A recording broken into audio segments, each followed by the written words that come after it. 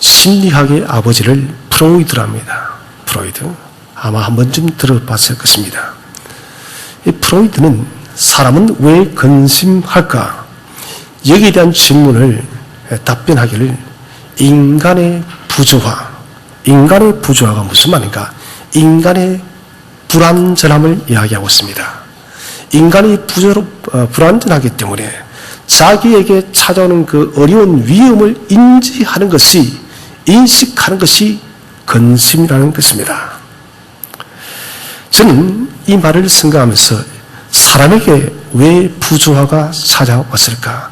사실 여러분, 사람은 만들어질 때 거의 완전하게 만들어졌습니다. 왜 그런 우리가 부조화에 불완전하고 수많은 흑점투성이 인간이 되어졌는가?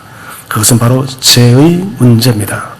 하나님과 관계가 문제가 발생함을 통해서 죄가 발생하게 되었고, 죄가 침투함을 통해서 우리 인간은 불완전한 부조화의 몸을 소유하게 되어진 것입니다. 오늘 주님께서는 제자들에게 너희는 마음에 근심하지 말라 하십니다.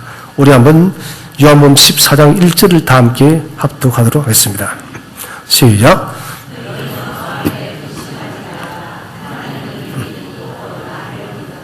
자, 너희는 마음에 근심하지 말라. 하나님을 믿으니 또 나를 믿으라. 너희는 마음에 근심하지 말라. 왜 주님께서 이 말씀하셨는가?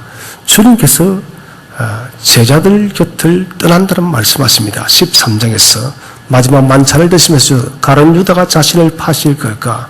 그리고 주님께서 십자가에 못 박히실 것을 암시하자 제자들은 갑자기 두려움과 근심 속에 잡혔습니다. 우리 주님의 가르침은 정말 놀라웠습니다. 어떤 랍비들이 가르치는 것과 완전히 다른 생명과 능력의 말씀이었어요. 눕는 자를 보게 했고 안전베개를 일으켰고 죽은 자를 살리는 그의 기적적인 역사는 구약 성경에 예언되어진 메시아의 모습이었습니다. 그런데 여기에 문제가 생겼습니다. 제자들은 여전히 지금까지 3년을 주님을 쫓아다녔지만 메시아가, 예수가 이스라엘의 유대의 왕으로서 생각했습니다. 많이 들었지만 예수님께서 이 로마를 뒤집어 버리고 이스라엘을 새롭게 독립시킬 때 우리가 그때 멋진 자리를 차지할 것이라는 그런 기대를 가지고 살아왔는데 지금 주님께서 죽으실 것이라고 말씀을 하시는 거예요. 갑자기 떠나신다니까 제자들에게는 3년 동안 자기의 모든 생업을 내버리고 인생 전체를 바쳐서 주님을 따랐는데 이런 그 출세의 가도의 길이 다 끝이 나 보였던 것입니다. 그래서 그들은 인생 전체의 기대가 무너졌습니다. 다시 우리는 갈릴리로 고기를 잡으러 가야 된다는 그런 인생에 대한 불안전함들의 두려움들이 찾아왔던 것이에요. 자신들의 무너지는 미래에 대한 불안과 두려움이에요. 주님께서는 지금 제자들의 이 마음을 아시고 너희는 마음에 근심하지 말라. 하나님을 믿으니 또 나를 믿으라. 이 말씀은 이렇게 번역이 됩니다. 너희는 마음에 근심하지 말라. 하나님을 믿으니가 아니라 하나님을 믿으라. 또 나를 믿으라. 이렇게 번역이 되어져야 돼요. 하나님을 믿으라. 또 나를 믿으라. 삶에 무슨 일이 일어나든 근심하지 말고 하나님을 믿으라는 것이에요. 여러분, 우리 마음속에 평강을 앗아가는 근심의 대표적인 문제는 죽음입니다. 죽음 앞에 여러분 두려워하고 근심하지 않는 사람은 거의 없어요. 셰익스피어라는 대문호가 그런 이야기를 하죠. 죽음이 두려운 것은 그 미지의 나라로 여행을 갔던 어떤 사람도 다시 돌아오지 못했기 때문이다. 여러분, 그렇지 않나요? 죽음의 여행을 떠난 어떤 사람도 다시 돌아오지 않았기 때문에 그 미지의 여행 장소는 사람들에게 근심과 두려움의 장소일 수밖에 없는 것이에요. 어디 죽음의 문제밖에 없습니까? 인생에는 예측지 못한 일들이 많습니다. 갑자기 건강이 악화될 수가 있어요. 사고가 날 수 있어요. 경제적인 심각한 위기가 찾아올 수 있습니다. 가족, 자녀의 문제가 발생할 수 있습니다. 어떤 문제는 나와의 의지와는 전혀 관계없는 문제도 있습니다. 자연재해, 지진이 났습니다. 홍수가 났죠. 이것은 나의 의지와 관계가 없어요. 전쟁이 났습니다. 나의 의지와 관계없어요. 수많은 인생의 문제들이, 어려움들이 우리 앞에 있다는 것이에요. 이것을 우리가 피할 수 없다는 것이 사람의 비극이에요. 이것이 또한 근심입니다. 인생의 근심을 만드는 모든 문제에 대해서 오늘 주님은 무엇이나 답변한가? 아주 짧게 말씀하십니다. 하나님을 믿으라. 또 나를 믿으라. 근심을 벗어버리고 자유케 하는, 당신이 근심하지 말아야지 아니에요. 그런 근심하지 말아야지 한다고 근심하지 않나요? 그런 사람이 한번 와보세요. 아무도 없어요, 여러분. 명상을 하면은 어디 여행을 가면 똑같아요, 여러분. 근심하지 않는 성격의 대전제는 뭐냐? 하나님을 믿는 것임을 확신하시길 바랍니다. 이 말은 근심의 문제 해결의 출발점은 하나님께 있다는 것이에요. 거꾸로 말하면 하나님을 믿지 않으면 결코 이 근심의 문제는 해결할 수 없다는 것입니다. 그러면은 또 이렇게 또 한번 질문해 봅시다. 우리 예수님, 우리 하나님의 관심이 근심을 없애는 것이 목적인가? 여러분 그래요? 아니에요, 여러분. 잘 아시죠? 근심을 없애는 것은 부분적인 것이에요. 본질의 문제가 아니에요. 말기암 환자들이 암의 통증 때문에 굉장히 고통스러운 것을 저는 몇 번 봤습니다. 또 암이 아니더라도 병이 그러면 대부분 사람들이 그러면 그 병에 대한 통증으로 견디지는 못해요.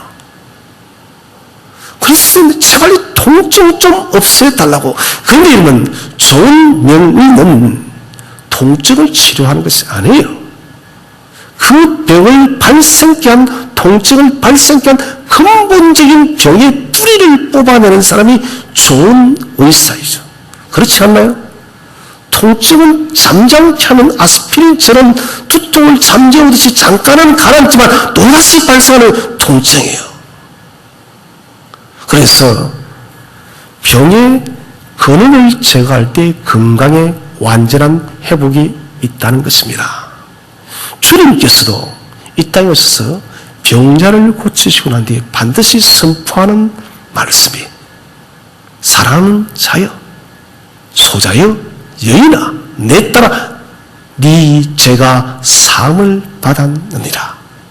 제3의 선포를 갖습니다. 이것은 주님의 복음의 관심이 무엇인지, 복음의 관심이 목적이 무엇인지를 우리에게 말하는 거예요. 복음의 목적은, 성자 예수 그리스도께서 이 땅에 성령하신 목적은 평강을 주기 위해서 맞습니다. 그러나 본질이 아니에요. 행복을 주기 위해서 맞습니다. 본질이 아니에요. 복음을 주기 위해서. 이게 여러분 아니다는 것이에요. 이것은 부분적인 것이고, 그 과정을 통해서 하나님의 구원의 자녀가 되어서 영혼의 구원함을 받아 하나님 나라를 소유하게끔 하기 위한 것이 복음의 목적임을 믿으시기를 바랍니다. 그래서 우리는 행복을 얻기 위해서 나는 하나님을 믿는다. 이것 잘못된 것이에요. 나는 평안을 얻기 위해서 너무 두렵기 때문에 이것도 잘못되어진 것이에요. 나는 복을 얻기 위해서 이것도 잘못된 것이에요. 한국교회가 이렇게 가르쳤죠. 복 받으라고. 저는 요즘에 부흥회를 안 봐서 잘 모르겠습니다만, 부흥회를 하신 목사님들이 복 받으라고 복을 던져요. 그런다고 해서 복이 오던가요? 성령 받으라고. 성령이 오나요? 아니에요, 여러분. 우리는 복음의 관심이 무엇인지를 알아야 돼요. 주님께서 오늘 너희들에게 너희는 마음에 근심하지 말아라. 이 근심죄가 목적이 아니다는 것이에요. 이 말씀을 듣는 너희가 하나님을 알아라. 하나님을 믿어라. 이것이 목적이요. 하나님의 믿음을 통해서 이루는 궁극적인 영혼의 구원과 하나님 나라의 소유가 이루어지고, 이를 통해서 하나님 나라를 소유하는 사람은 근심이 사라짐을 믿으시기 바랍니다. 이게 순서예요. 그렇다면 하나님을 믿는다. 하나님을 믿는다. 많이 말하죠. 지난주일도 나는 하나님을 믿는 사람이라고 많이 이야기를 하셨을 것이에요. 여러분 정말 믿어요? 예, 아멘 했는데 아멘 안 하면 이거 좀 아닌 것 같고, 아멘 하긴 했는데 이게 또 좀 뭔가 문제가 있어요. 여러분 성경 속에 제자들이 예수님 하나님을 믿었어요? 안 믿었어요? 3년 동안 믿었어요? 안 믿었어요? 믿었어요. 그런데 지금 근심하고 있나요? 안 있나요? 믿는데 왜 근심하나요? 여러분들 하나님 믿는다 이야기 하셨는데, 지난주에 나는 근심 1도 안 했습니다 하면 손 들어보세요. 알았게 저는 좀 둔한 사람이라 마스크도 마스크 94인가 뭔지 잘 몰랐는데 94를 써야 된다길래 저는 사지도 안 했어요. 아이들이 계약을 해서 마스크를 사라니까 안 팔아. 약국하는 데마다 없어요.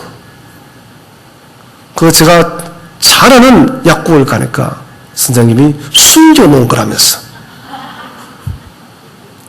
참 여러분 그러지 마세요 좀. 왜 그러세요? 사람이 여러분 죽어가고 생명이 위험한데 왜 거기서 사재기 한다고 무슨 더 살 것 같아요? 에이, 그렇지 않아요 여러분. 마스크 쓰세요. 제가 또 두려워하지 말라 해서 또 쓰지 말고 다니지 마시고 쓰세요. 그러나 제가 드리고 싶은 말씀은, 여러분 벌벌 산 떨어요. 저 헬스장에서 운동하다가 저는 놀랬죠. 기관지 앉아요. 하면은 눈치를 줘요. 저 사람 혹시 문제 있지 않냐고. 제가 그러면은 옆에 자원은 사람이 없더라고요. 참 사람 여러분 얍삭하고 겁도 많고 두려움도 많아요. 여러분 이걸 끊지 마세요. 완치된 두 사람, 이분에 대해서 의사 선생님들이 인터뷰한 것 기사를 봤습니다. 저는 이 인터뷰를 보고 하나님을 찬양했습니다. 어떻게 나왔는가? 이런 감기약도 여러분 약이 없어요. 이 코로나 바이러스도 약이 없습니다. 비슷한 약들을 넣어서 치료를 하고 있고 도와주고 있는 거예요. 그 의사 선생님의 결론이 뭐냐? 약이 치료한 것이 아니에요. 그러면서 그분이 하나님 믿는 사람 같아요. 하나님 말은 듣지 않았지만 인간의 사람의 면역력이 발생해서 자연적으로 감기처럼 치료했다는 거예요. 저는 이 말을 들으면서 하나님이 만든 우리 인체가 얼마나 놀라운지, 여러분 하나님 만든 우리의 자연적 면역력이 얘기하는 거예요. 곧 뭡니까? 하나님이 우리를 터치하고 계시다는 거예요. 그러니 여러분 너무 걱정하지 마세요. 제자들이 믿었다면 지금의 불안 주님 너희는 근심하지 말아라 주님이 이 말씀 할까 안 할까요? 안 해요. 근데 근심했다는 것이에요. 우리도 여러분 하나님 믿는다는데 근심했어요 안 했어요? 했어요 여러분. 이것은 믿지 않는 것은 아니지만은 믿음이 잘 됐다 잘 못됐다? 잘 못됐다는 거예요. 뭔가 고장난 믿음이라는 것이에요. 정말 마음에 근심이 없다면 오늘 하나님을 믿으면 믿음의 대증자인 하나님을 정말 믿으면 근심 없어요. 없어요. 저는 오늘 근심이 없이 사는 믿음의 사람들을 소개하고 싶어요. 그것은 오늘 우리가 읽은 히브리서 11장입니다. 히브리서 11장은 믿음의 영웅들이 기록이 되어 있습니다. 이들도 우리처럼 똑같이 세상에 발 담고 살았지만은, 물론 한 번, 두 번, 세 번 아브라함도 엎어지고 넘어졌지만은, 그러나 궁극적으로 세상에 어떤 일도 이들의 마음의 평강을 앗아가지 못했습니다. 성화를 통해서. 우리가 지금은 여러분 근심하고 있지만은, 이 믿음의 영웅들처럼 우리도 하나님 나라 가기 전까지는 여러분 근심에서 자유하는 믿음을 소유하시기를 바랍니다. 그러면은 이런 믿음을, 이런 신앙을 가능케 한 원동력이 뭔가? 그게 바로 오늘 읽은 히브리서 11장 6절 말씀입니다. 한번 6절 말씀을 다 함께 합독하도록 하겠습니다. 시작. 믿음이 없이는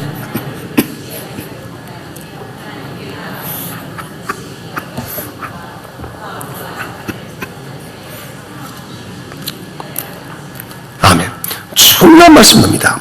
믿음의 영웅들이 그 수많은 위기 속에서 흔들리지 않았던 것은, 특별히 여러분 우리 11장을 읽어보시면은 11장 36절에 이런 말씀이 나옵니다. 또 어떤 자들은 조롱과 채찍질 뿐 아니라 결박과 옥에 갇히는 시련도 받았으며, 돌로 치는 것과 톱으로 캐는 것과 솜과 칼로 죽임을 당하고 양과 염소의 가죽을 입고 유리하여 궁핍과 한란한 한대를 학대를 받았으니, 이렇게 여러분 순교를 했습니다. 이사야 선지자도 여러분 통나무 속이 텅 빈 통나무 속에 넣어져서 톱질을 당해서 순교를 했다요. 그럼에도 불구하고 왜 이들이 흔들리지 않았는가? 바로 11장 6절에 나왔어요. 하나님께 믿음이 없이는, 거기 말하는 믿음을 가지면은, 믿음이 있는 사람은 하나님을 기쁘시게 한다는 거예요. 믿음이 있으면 하나님을 기쁘시게, 곧 하나님을 만족해 하는 거예요. 여러분, 헌금이 하나님을 만족해 하는 것은 아니에요. 봉사가 하나님을 만족해 하는 것은 아닙니다. 믿음이 하나님을 만족해 하는 것이에요.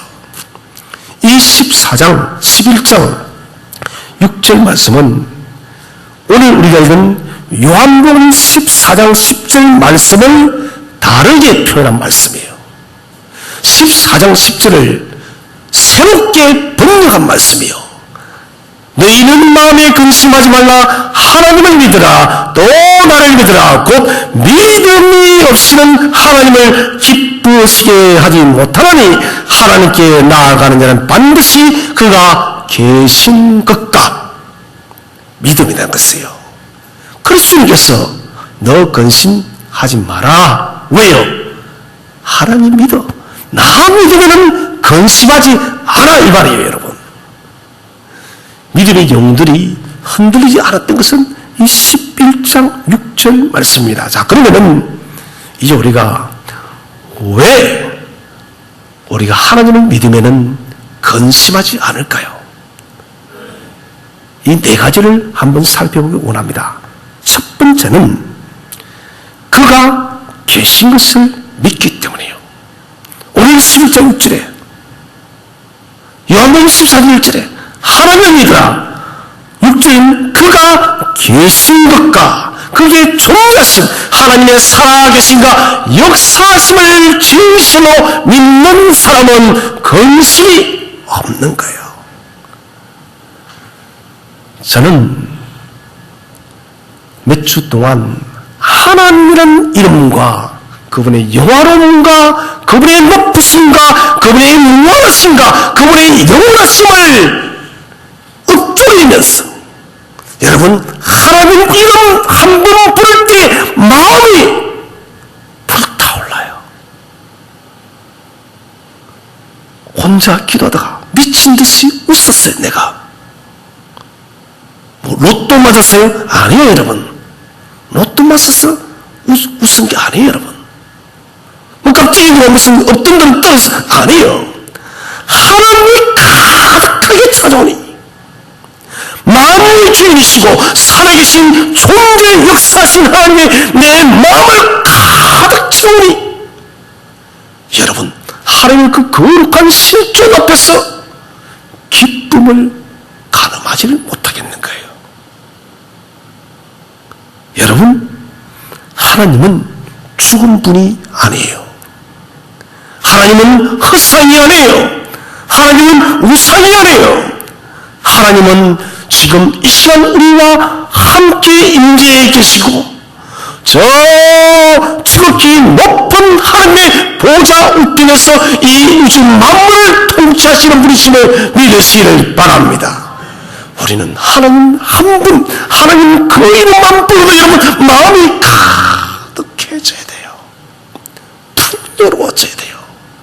기쁨이 넘쳐야 돼요. 근심이 사라져야 돼요. 하나님이 계신 걸 믿는다는 것은 무엇을 믿는 것인가? 그분의 영원하심을 믿는 것이에요. 저는 이 말씀이 너무 좋아요.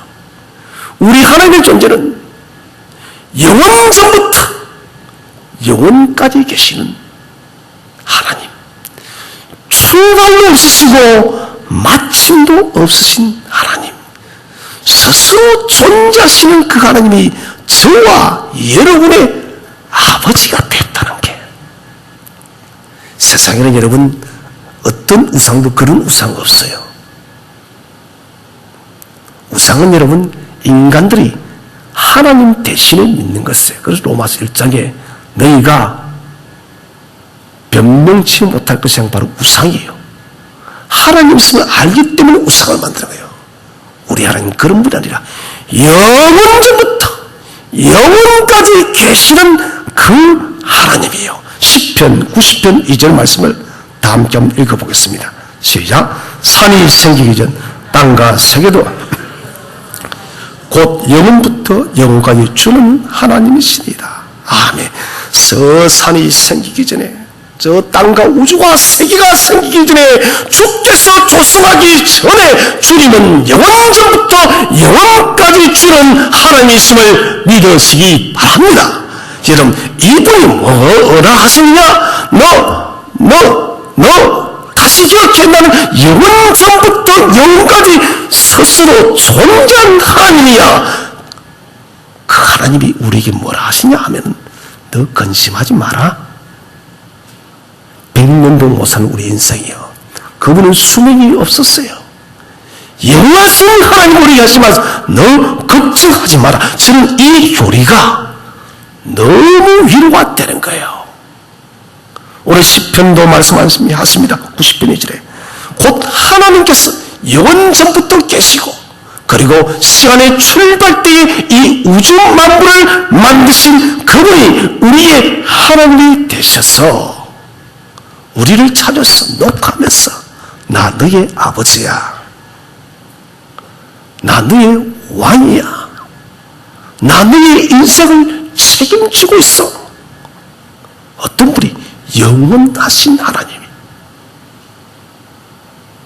이 우주 만물을 만드신 살아계신 하나님이 찾아서서, 여러분 대통령이 찾아오는 그런 문제가 아니에요. 여러분 억만장자가 찾아오는 문제가 아닙니다. 만유의 왕이신 영존하신 하나님이 찾아왔어서 녹화하면서 걱정하지 말라는 거예요. 이 말씀이 위로가 얼마나 되는지요. 엄마 아빠가 이런 말해도 이런 위로가 되는데 그렇지 않나요? 저희 아이 막둥이에게는 10만 원이 아주 큽니다. 10만 원이 큽니다. 알았게 아빠 내 생일이 며칠 남았어. 그래요. 계속 그래요. 2월 24일이라고. 그냥 여린아, 2월 올해는 2월 24일이 없어. 2월 23일까지만 있어. 그러니까 아빠 아니라고. 제가 계속 그렇게 하니까 자꾸 질문이 궁금증이 들어지는 거예요. 내 3년 뒤에 2월 24일 찾아와 예린이 생일 2월 3년마다 한 번씩 하는 아가 심각해지는 거예요. 달력을 보면 이 달력 잘못해서 아빠가 국가에서 얼마 전에 새로 받았어. 심각해집니다. 할머니 또 물어봐요. 할머니도 있을 것 같아. 또 궁금해지는 거예요. 그리고 이제 그래. 너 한 번 아빠가 내기할래. 자기는 내기할 수 있는 게 자기 통장 전부를 건데요. 얼만데 15만 원이 있는데 10만 원을 걸겠다. 사실은 지한테 엄청나게 큰 돈이에요. 아빠는 10만 원씩 있어서 뭘 하겠다. 30만 원 하자 하니까 30만 원 너무 크다는 거예요. 자기는 불가능한 돈이라는 거예요. 그러니까 여러분 저에게는 30만 원 불가능한 돈일까요? 아닐까요? 물론 불가능할 수도 있고 그건 불가능 돈이 아니에요. 여러분. 그리고 아이가 거는 조건도 뭐냐. 아빠 그럼 만약 24일 있으면 내게 보드 사달라. 그 보드 잘난 5만 원 하더라고요.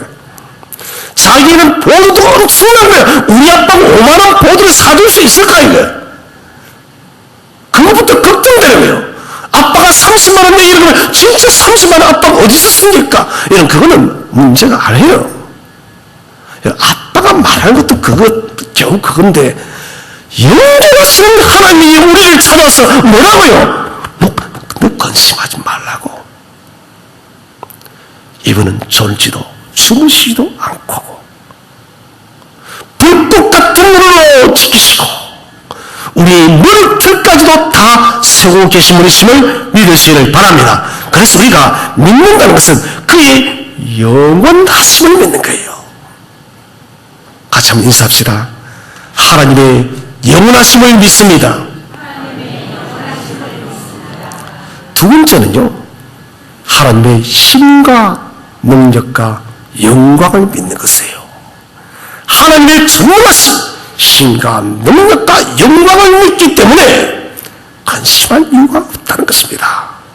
이 말은 하나님의 힘과 능력은 전능하신데 모든 것을 실행하시는 하나님, 움직이는 하나님. 여러분 코로나 바이러스도 하나님이 허용한 것이에요. 앞으로 우리는 더 많은 것을 겪게 되어집니다. 죄송하지만 많게는 50대, 모르게 60대도 그럴지도 모르겠습니다. 60이 될 수도 있겠습니다. 40대는 분명할 것이고 40대는 분명 주님께서 이 땅에 강림하는 것을 목격하는 세대가 될 겁니다. 왜냐하면 복음 전파의 완료 시기가 2035년, 2045년 늦어도 끝이 나니까요. 15년, 20년 있으면 끝이 나요. 20년 뒤에도 제가 70이니까 저도 어쩌면 살아있을지 모르겠습니다, 여러분. 우리는 7대접에 여러분 그때 대접 심판을 그 사람들은 반드시 봅니다. 그리고 중간에서 먼저 죽은 자가 복되다는 말씀이 이 말씀인데요. 주께서 환난의 날을 감하지 않았으면 살아남을 자가 없다는 엄청난 우리가 보지 못하는 심판이 찾아온다는 것이에요. 그런데 여러분, 이 일의 실행자, 이 일의 주관자가 저와 여러분이 믿고 있는 하나님이심을 확신하시길 바랍니다. 여러분, 하늘에 우주의 별이 떨어져도 그 불을, 그것을 주관하는 분이 내 아버지예요, 여러분. 내 아버지요. 이것은 신나는 일이에요. 좀 죄송한데. 내 아버지가 실행한다는 거예요. 에베소서 1장 12절, 1장 11절. 다 함께 우리 합독하도록 하겠습니다. 시작. 모든 일을 그의 뜻에 결정대로 일하신 이의 계획을 따라 우리가 예정을 이루고 그 안에서 기업이 되었으니까. 자, 1장 11절 말씀을 뜻대로 염려하지 마세요. 모든 인류의 이 우주만의 일을 누구의 뜻은? 하나님의 뜻에 결정대로 누가 일한다고요? 하나님이 일을 하는데, 그런데 그분이 우리를 어떻게 했다고요? 예정했어. 우리를 그분이 뭐예요? 기업, 당신의 양자로 삼았다는 것입니다. 그래서 이 우주 역사에, 우리가 사는 이 지구 역사에, 인류 역사에 무슨 일이 일어나도, 우리 심장이 무너지는 그런 일이 일어나도 이 일을 이루시는 분은 하나님이시고 우리를 미리 예정하여 주어서 하나님의 기업이 되게 하셨기 때문에 여러분 두려워하지 마시기를 바랍니다. 사람은 여러분 마태복음 10장에서 몸을 죽인 자를 두려워할 것이 아니에요. 주님 뭐라 합니까? 몸과 영혼을 죽인 자를 두려워하라고. 그분은 하나님 한 분밖에 없습니다. 그래서 능력과 영광과 힘을 믿는다는 것은 곧 모든 일들을 하나님께서 집행한다는 것입니다. 누구도 아닌 하나님의 절대적 주권과 능력으로 주께서 이 우주 만물, 저와 여러분, 우주보다 더 소중히 여긴 게 하나님이 저와 여러분이에요. 그 여러분 난리와 난리 속에서 성도 개개인들 삶 속에 주님이 찾아가서 너 근심하지 마라 하는 거예요. 내가 네 하나님이야. 나 믿으면 너 이렇게 천지가 난리가 나도 너 두렵지 않아. 너 근심하지 않아. 왜? 이 일의 집행자가 나 하나님이기 때문에. 전능하신 하나님의 영광과 놀라운 하나님의 사랑이 조화를 이루는 거예요. 이 그 집행이라는 엄청난 심판 속에 하나님은 진도 중에도 사랑과 긍휼을 잃지 않았기 때문에 우리는 염려 근심하지 말아야 됩니다. 하나님은 전능하신 분이에요. 모든 것을 할 수 있는 분. 알고 있으면 그런데 왜 기도해도 뭐 병도 안 낫고 그래. 여러분 그런 어리석은 질문하지 마세요. 한번 여러분 우리가 기도한 대로 다 된다면 이런 세상이 좋아질 것 같아요. 천만은 사람 망해요. 그렇지 않나요? 여러분 우리가 합리적인 것 같아요? 천만은 인간만큼 비합리적인 존재가 없습니다. 왜 하나님은 우리가 기도하는 많은 것들을 다 이루어주지 않는가? 그것은 하나님의 섭리와 맞지 않다는 거예요. 맞지 않다는 거예요. 그대로 이루어주면 도리어 우리의 영혼이 손상간다는 거예요. 그래서 때로는 기도의 응답을 늦추기도 하고 때로는 기도에 응답하지 않을 때 때로는 아주 임박하게 곧 그대로 이루실 때도 있다는 것입니다. 그래서 우리가 우리의 뜻과 우리의 기준에 하나님을 맞추면 안 됩니다. 하나님의 뜻과 하나님의 계획에 우리를 맞추시기를 바랍니다. 자, 하나님은 모든 것을 통제하고 다스려요. 창세기 22장에서 아브라함이 이삭을 드리게 됐습니다. 참 참담한 상황입니다. 창세기 22장에서는 모세는 아브라함이 질문한 것을 담지 않습니다. 하나님 이삭을 드리면 어떻게 하나요? 하나님이 이를 어떻게 해야 하시나요? 이 질문도 없고 여기에 대한 답변도 기록되어 있지 않습니다. 그런데 히브리서 기자는 여기에 대한 질문과 답변을 하고 있습니다. 히브리서 11장 19절을 다 함께 읽어보겠습니다. 시작. 그가 하나님의 능히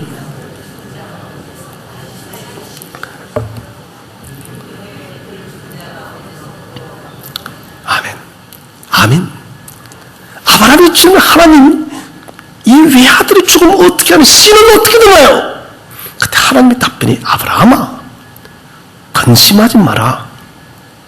하나님이 능히 이삭을 죽은 자 가운데서 다시 살릴 거야. 뭐 말해요? 너 이삭이 혹 죽는다도 내가 다시 부활시킬 거야 이 말이에요. 이 말씀을 가지고 아브라함은 올라갔습니다. 이 중요한 것은 뭐냐? 하나님은 죽은 자를 살리는 것을 손바닥 뒤는 것 더 어려워요, 쉬워요? 더 쉬워요. 문제는 누가 문제예요? 아브라함이 문제예요. 우리가 문제입니다. 여러분 전능하신 하나님 그 못하면 하나님 바보죠. 그거는 바보죠. 하나님은 죽은 자 살리는 아무 일도 안 해요. 문제는 아브라함 곧 우리들입니다. 하나님은 무엇이든 하실 수 있는데 문제는 우리의 믿음입니다. 마리아가 동정녀 마리아가 성자 예수를 잉태하였을 때 가브리엘 천사가 누가복음 1장 57절에서 말합니다. 대저 하나님의 말씀은 능하지 못하심이 없느니라. 여러분 하나님의 말씀은 넘지 못함이 없다는 것입니다. 이것은 전능하신 하나님이 성경 전체에서 핵심이라는 거예요. 하나님이 전능하시기 때문에 여러분, 저와 여러분의 구원을 이루어냈고, 하나님이 전능하시기 때문에 이 천지 만물을 심판하고 하나님의 언약의 백성을 건져냄을 믿으시기를 바랍니다. 이게 여러분, 하나님의 전능하심이 우리가 근심하지 말아야 될 이유인 것입니다. 이 전능하신 하나님이 누구시다고요? 우리의 아버지라고. 세 번째는 우리가 근심하지 않는 것은 하나님은 방치하는 분이 아니라 적극적으로 개입하는 분입니다. 장차 무슨 일이 일어날까? 인생은 무엇인가? 참 인생은 알 수가 없어요. 세상은 왜 이럴까? 깜깜합니다. 영혼들은 여기에 대한 답변들을 가지고 있었습니다. 세상이 뭐냐? 인생이 뭐냐? 여기에는 답변을 가지고 있었어요. 그것이 히브리서 11장 3절이에요. 3절 말씀을 다 함께 읽어보겠습니다. 시작. 믿음으로 모든 세계가 하나님 말씀으로 지어진 줄 우리가 아나니 보이는 것은 나타난 것은 말미암아 된 것이 아니니라. 자, 믿음으로 모든 세계가 지어진 것을 믿음의 영들은 다 알았다는 것입니다. 하나님께서 이 우주 만물을 조성하시고 사람을 창조하시고 운명에 간다는 것을 알았기 때문에 그들은 자기의 인생의 순례의 걸길에서 살아오는 수많은 인생의 역경 앞에서도 흔들리지 않았습니다. 왜? 이 세계를, 우리를 창조하신 하나님은 우리의 인생을 내버려 두는 분이 아니라 우리를 찾아오셔서 역사하시고 간섭하는 분임을 믿음의 영들은 알았기 때문에 어떻게 믿음으로 세상을 하나님이 지으신 것을, 이 모든 세계를 지으신 분이 하나님이기 때문에 하나님은 지은 이 비유세계를 포기하는 분이 아니다는 것입니다. 더불어서 지은 당신의 하나님의 형상의 모습을 지은 우리를 포기하는 분이 아니다는 것을 믿음으로 믿음의 선진들은 알았다는 것입니다. 그래서 하나님은 창조하신 세상을, 창조한 이 인생에게 찾아온 것입니다. 삶의 아픔과 고난과 슬픔과 타락한 인간의 조상 아담의 죄의 결과, 성경은 죄의 원리가 이 세상에 들어왔다라고, 그래서 믿음의 선지자들에게 말을 하고 있는 것입니다. 너희가 이 순례의 일이 힘든 것은 죄의 원리가 이 땅에 들어와서 힘든 거야. 그러나 걱정하지 마라. 나를 믿으면 이 죄의 문제가 해결되어지고 너희의 인생의 순례의 일도 내가 너와 함께하리라고. 이것을 믿음으로 이들이 믿었다는 것입니다. 그래서 우리는 믿음으로 모든 세계가 지어졌기 때문에, 믿음으로 우리는 성경의 역사의 마지막도 이루는 믿음 말씀대로 그대로 이루어짐을 확신하시길 바랍니다. 중요한 것은 이런 마지막 때 하나님 우리를 건진다는 약속인 것이에요. 주님께서는 우리를 간섭하기 위해서 약속의 메시아를 이 땅에 보낸 것이에요. 그래서 우리를 구원의 하나님을 바라보게 했다는 것입니다. 하나님은 성도의 삶을 방치하지 않습니다. 구체적으로 찾아왔습니다. 하나님은 세상에 대한 염려가 너무 큰 것이에요, 여러분. 잘 들었어요. 하나님은 세상에 대한 염려, 곧 우리에 대한 염려가 너무 컸기 때문에 성자 예수를 보낸 거예요.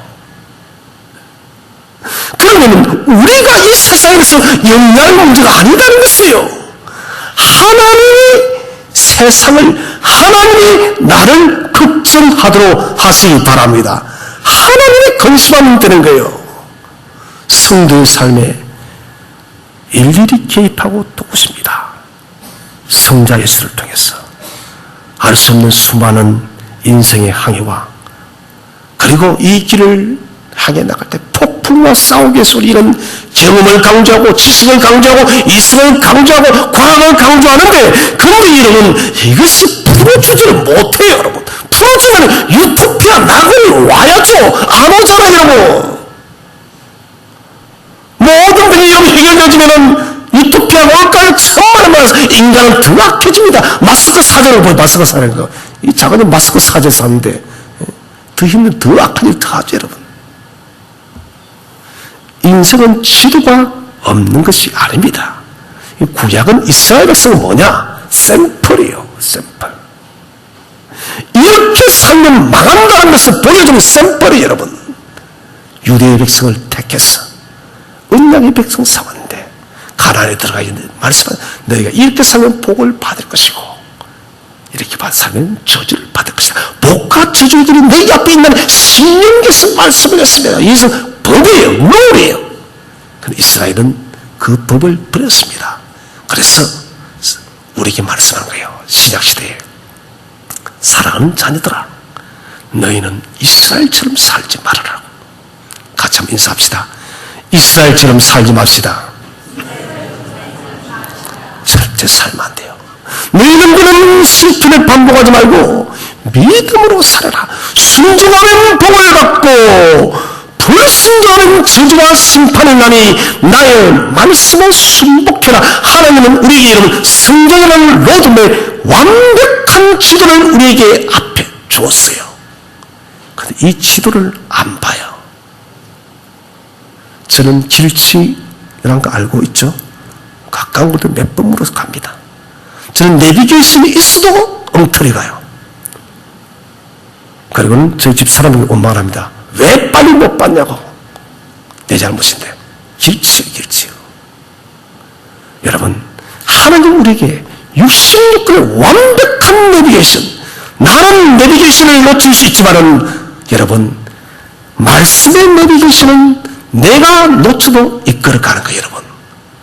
그래서 길이 보이지 않는 것이 아니라 길은 내 앞에 있지만은 그 길을 받아들이지 않는 우리 인간의 문제인 것입니다. 사랑하는 성도 여러분, 말씀의 지도를 붙들 때에 하나님께서 저와 여러분의 인생에 적극적으로 개입함을 믿으시길 바랍니다. 마지막 네 번째는 전능한 하나님 품에 모든 것을 맡기는 것이에요. 히브리서 11장의 믿음의 선진들은 자신의 모든 것을 맡겨버렸습니다.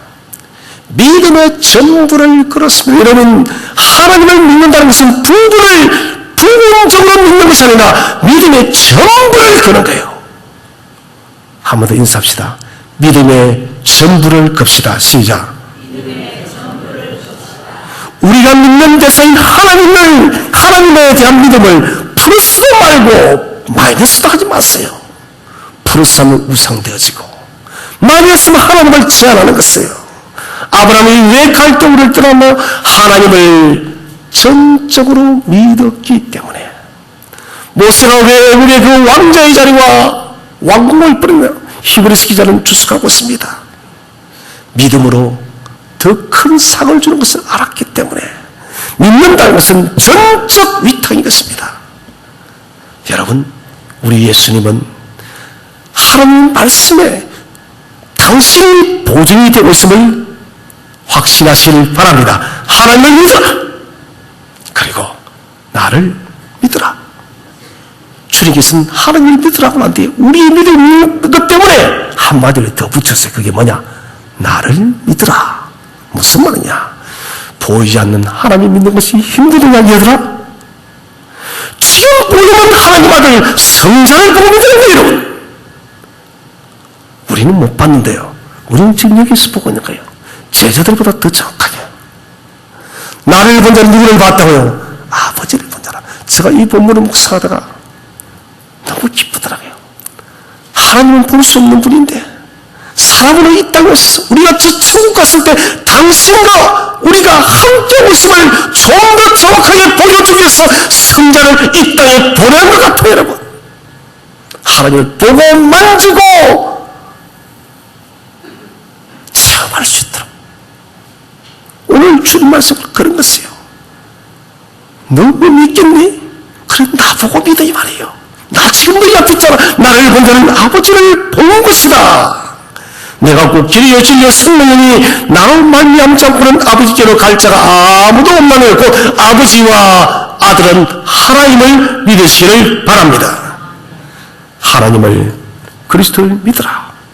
그분이 오심으로 근심이 사라집니다. 미국 콜로라도의 높은 산에 400년 된 큰 나무가 쓰러져 버렸어요. 이 나무는 400년의 그 긴 세월 동안 벼락을 14번 맞아요. 직격탄으로. 그런데도 안 죽었어요. 이 400년 동안 얼마나 많은 눈보라와 태풍과 폭우의 일이 있었겠습니까? 그런데 이 나무가 너무나도 밝고 화창한 날에 푹 쓰러져 버린 거예요. 태풍이 친 것도 아닌데, 번개를 맞은 것도 아닌데, 학자들이 올라가서 살펴봤습니다. 가만히 살펴보니까 이 나무가 쓰러진 것은 딱정벌레 때문이었어요. 딱정벌레 때가 여러분 그 나무를 조금씩 갉아먹은 거예요. 결국은 여러분 임계점에 도달하니 그 나무가 물을 흡수하고 꺾여서 죽어버린 거예요. 여러분 근심은 딱정벌레와 똑같은 것이에요. 조금씩 우리를 찾아와서 여러분 우리의 믿음을 잡아먹는 것이 바로 근심이에요. 오늘 주님의 말씀을 다시 기억합시다. 하나님을 믿으라. 믿음 속에 여러분 모든 문제 해결이 출발함을 믿으시기를 바랍니다.